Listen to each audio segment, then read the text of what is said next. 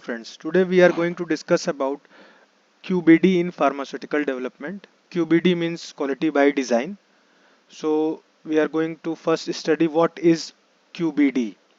So generally QBD में first letter जो Q आता है क्वालिटी. क्वालिटी का मतलब क्या होता है? क्वालिटी मतलब फिटनेस फॉर इंटेंडेड यूज, मतलब जिस यूज के लिए जो प्रोडक्ट हम लोग यूज कर रहे हैं कि हमें पैरासीटामोल है तो वो टेम्परेचर कम करेगा, एसिड है तो वो दर्द और इन्फ्लेमेशन कम करेगा। तो उसी मींस फिटनेस, उतना उसकी फिटनेस होनी चाहिए कि वो उस वर्क को कंप्लीट करे।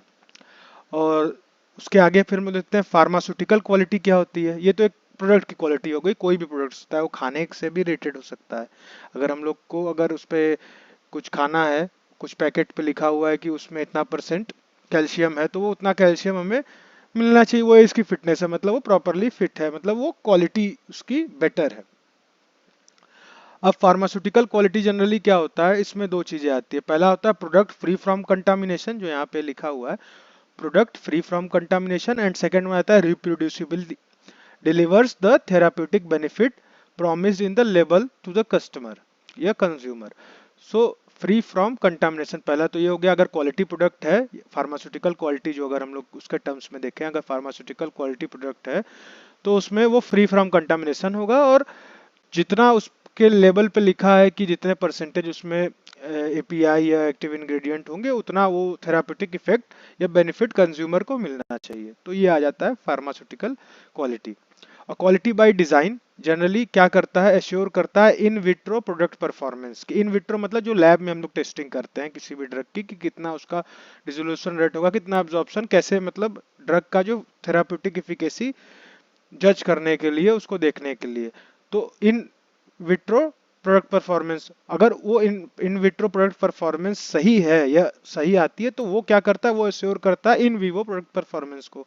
तो मतलब उसी से हम लोग in vivo in vitro correlation करते हैं। मेन इसका कहने का मतलब यहाँ पे है in vitro in vivo correlation इसमें करेंगे तो उसी से हमें क्वालिटी पता चल जाएगी कि इन विवो में अगर क्वालिटी बेटर है तो इन विट्रो में क्वालिटी बेटर है तो इन विवो में भी क्वालिटी बेटर होगी।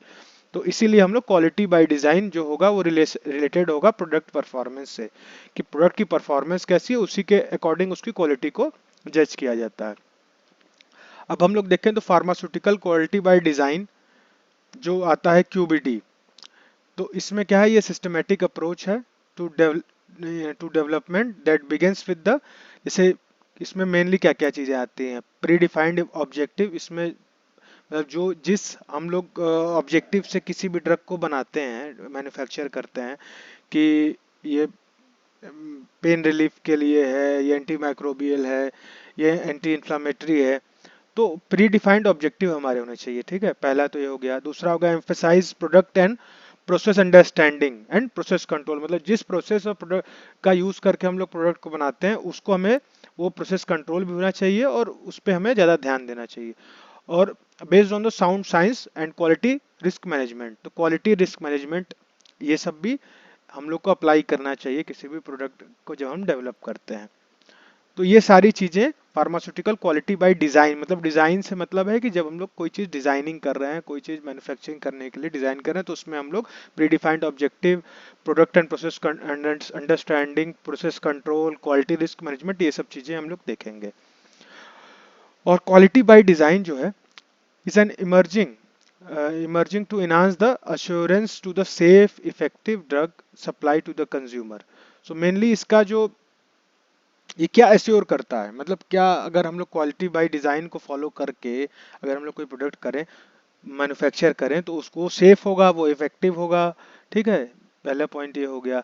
और वो इम्प्रूव करेगा क्वालिटी, कैसे, मैन्युफैक्चरिंग क्वालिटी परफॉर्मेंस को इम्प्रूव करने से। जब हम लोग मैन्युफैक्चरिंग की क्वालिटी को इम्प्रूव करेंगे क्यूबीडी का अप्लाई करके तो वो चीज़ें जो हमारा मैन्युफैक्चरिंग क्वालिटी परफॉर्मेंस होगा वो भी इंक्रीज होगा, सेफ और इफेक्टिव ड्रग हमें मिलेगा।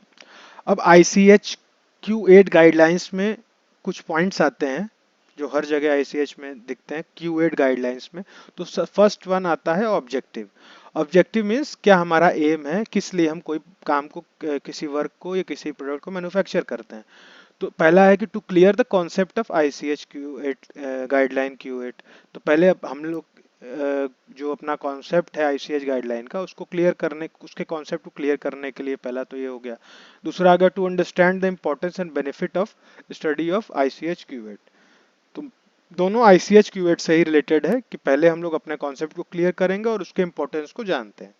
सेकेंड वन आता है ये क्या किस लिए पढ़ रहे हैं। आईसीएच जो इंटरनेशनल काउंसिल ऑफ हार्मोनी है, जिसमें कि ये सारे गाइडलाइंस आते हैं, आईसीएच क्यूएट गाइडलाइंस, जिसमें कि फार्मास्यूटिकल डेवलपमेंट हम लोग जब किसी प्रोडक्ट का करते हैं तो उसमें क्वालिटी बाय डिजाइन को अप्लाई करके कैसे हम लोग उसका डेवलपमेंट करेंगे। तो ये इतने सारे गाइडलाइंस दिए गए हैं कि इसको फॉलो करके हम लोग किसी भी क्वालिटी प्रोडक्ट का फार्मास्यूटिकल डेवलपमेंट कैसे करते हैं। तो पहला ऑब्जेक्टिव था कि हम लोग पहले अपना आईसीएच क्यूएट के गाइडलाइंस को क्लियर करेंगे, उसके कॉन्सेप्ट को। सेकेंड वन है फार्मास्यूटिकल डेवलपमेंट, जिसमें कि हम लोग कैसे क्वालिटी प्रोडक्ट बनाना है और उसके मैन्युफैक्चरिंग प्रोसेस पे ज़्यादा ध्यान देते हैं कि कैसे हम लोग लंबे समय तक अपने एक्सपेक्टेड क्वालिटी या बेटर क्वालिटी के प्रोडक्ट को जो है कि डिलीवर करें। जनरली उसमें हम लोग डिज़ाइन स्पेस, स्पेसिफिकेशन और मैन्युफैक्चरिंग कंट्रोल ये सब चीज़ों पे ध्यान दे के हम लोग फार्मास्यूटिकल डेवलपमेंट की क्वालिटी को बेटर कर सकते हैं। फिर थर्ड वन आता है ड्रग सब्सटेंसेस, जिसमें कि हम लोग physicochemical and biological property of drug substance that can be affect the performance of the drug product and its manufacturability। Means इसमें जनरली हम लोग फिजिको केमिकल और बायोलॉजिकल प्रॉपर्टी के ऊपर ज़्यादा स्टडी करते हैं कि जो कि हमारा अफेक्ट कर सकता है प्रोडक्ट की क्वालिटी और मैन्युफैक्चरिंग क्वालिटी को। ठीक है, जनरली इसमें एग्जांपल जैसे कौन कौन सी फिजिको-केमिकल और बायोलॉजिकल प्रॉपर्टीज होती हैं, solubility, water content, particle size, crystal property, permeability, ये सब चीज़ों की स्टडी पे हम लोग खास ध्यान रखते हैं कि ये सब चीज़ें बेटर क्वालिटी की हम लोग मतलब ये चीज़ें जो हम लोग अप्लाई कर रहे हैं, सॉल्युबिलिटी, ये सब जो डिफरेंट प्रॉपर्टीज हैं, ये सब एक ऑप्टिमम जो प्री डिफाइंड हमारे ऑब्जेक्टिव हैं उसके अकॉर्डिंग होनी चाहिए। तो हमारा जो प्रोडक्ट रहेगा वो क्वालिटी वाला रहेगा। फोर्थ वन आता है एक्सिपिएंट्स का। एक्सिपिएंट्स जो एपीआई के साथ ड्रग्स में किसी भी ड्रग्स में या किसी भी फॉर्मुलेशन में एपीआई के साथ, जैसे binders, different different colouring agent, ये सब जो यूज होते हैं। तो एक्सिपिएंट क्या है, तो इसमें हम लोग कॉम्पैटिबिलिटी चेक करते हैं कि ऐसा तो नहीं कि कोई ड्रग एक्सिपिएंट्स मतलब एपीआई हमारा एक्सिपिएंट्स के साथ मिल के कोई हार्मफुल इफेक्ट या हार्मफुल कॉम्प्लेक्स स्ट्रक्चर या कोई भी टॉक्सिसिटी प्रोड्यूस नहीं करे। ठीक है, तो उसके लिए हम लोग उसकी कॉम्पैटिबिलिटी चेक करते हैं, उसको इवेलुएट करते हैं। फिर फिफ्थ वन आता है फार्मूलेशन डेवलपमेंट, मतलब फार्मूलेशन का कैसे डेवलपमेंट करेंगे। तो फार्मूलेशन का डेवलपमेंट करने के मेनली हमें इन विट्रो स्टडी, ठीक है, और इन विवो स्टडी जैसे बायो इक्विवेलेंस हो गया, और इन विट्रो स्टडी में डिसोल्यूशन स्टडी, ये सब स्टडी को हम लोग क्लिनिकल फार्मूलेशन से लिंक करेंगे और उस हिसाब से हम लोग अपने फॉर्मुलेशन को डेवलप करेंगे। तो मेनली इसमें इन विट्रो और इन विवो आ गए। इन विट्रो में जैसे एग्जांपल में डिसोल्यूशन, और इन विट्रो में बायो इक्विवेलेंस का स्टडी को हम लोग मैच कराएंगे क्लिनिकल फार्मूलेशन से, जो कि पहले ह्यूमन ट्रायल्स में होते हैं। तो उसके हिसाब से फिर अपना हम लोग फार्मूलेशन डेवलपमेंट करेंगे। फिर आता है ओवर एजेस। ओवर एजेस मतलब जो एक्स्ट्रा कॉस्ट आती है, मतलब जैसे हमारा जो वेस्ट मटेरियल हो गया, ये सब चीज़ें हो जाती हैं, तो उसके ऊपर भी एक्स्ट्रा कॉस्ट आती है। कोई ऐसा प्रोसेस हो गया जिसके ऊपर एक्स्ट्रा कॉस्ट, मतलब जो हमारा कॉस्ट आ रही है, जो एक्स्ट्रा कॉस्ट आ रही है, वो आता है इसमें ओवर एजेस में। तो ओवर एजेस जनरली इसमें हम लोग जैसे अगर ओवर एजेस किसी भी मैन्युफैक्चरिंग डेवलपमेंट में आ रहा है, तो उसमें हम लोग तीन चीज़ों का ज़्यादा ध्यान देंगे। कितना ओवर एज आ रहा है, उसका अमाउंट क्या है, ठीक है, रीज़न क्या है, और उसके लिए हमारे पास प्रॉपर जस्टिफिकेशन क्या है। ऐसा नहीं आता है, आना चाहिए, आएगा ही, वेस्ट तो मटेरियल तो उसमें से होगा ही, बट हमारे पास कितना आता है उसका उसका अमाउंट हमें नोटेड होना चाहिए, उसका रीजन क्या है और उसके लिए जस्टिफिकेशन कि क्यों आ रहा है। ये सब ओवर एजेस हमें ध्यान देना चाहिए, सब मतलब इस सब चीजों को स्टडी करके इसको नोट करना चाहिए। वन है physico chemical and biological property. Generally इसमें दोनों फिजिको केमिकल और बायोलॉजिकल प्रॉपर्टी का हम लोग को असेसमेंट करना होगा कि क्योंकि उसकी सेफ्टी, परफॉर्मेंस और मैन्युफैक्चरेबिलिटी को आइडेंटिफाई और डिस्कस करने के लिए मेन इसका मोटिव ये होगा कि हम लोग उसके फिजिको केमिकल प्रॉपर्टी को स्टडी करें और बायोलॉजिकल प्रॉपर्टी को स्टडी करें, ताकि वो हमारे जो प्री डिफाइंड ऑब्जेक्टिव है उसको मीट कर सके। सो नेक्स्ट वन है मैन्युफैक्चरिंग प्रोसेस डेवलपमेंट, जिसमें जनरली हम लोग पहले सेलेक्ट करेंगे कि मैन्युफैक्चरिंग प्रोसेस है उसको कंफर्म करेंगे कि हमें इस मैन्युफैक्चरिंग प्रोसेस का यूज़ करना है। तो और उसको हम लोग कंफर्म करने के बाद उसके पे different manufacturing process development program और इम्प्रूवमेंट प्रोग्राम उसको हम लोग आइडेंटिफाई करेंगे कि कैसे इस प्रोसेस को और मतलब ये और डेवलपमेंट इसका किया जा सकता है, इसको मतलब इस ऐसे अप्लाई किया जाए कि maximum output with the better quality हमें मिले।